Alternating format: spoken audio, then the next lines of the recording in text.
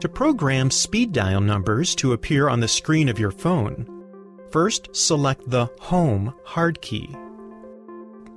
Use the navigation key to select the directory's soft key. Select Option 1 for Contact Directory. A list of saved contacts will display. Select the name of the person you want to add to speed dial. Press the Info soft key, then press the Edit soft key.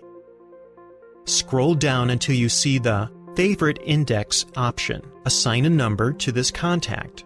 For example, you could enter the number 1. Press Save. Press the Home soft key on the screen to go back to the main screen.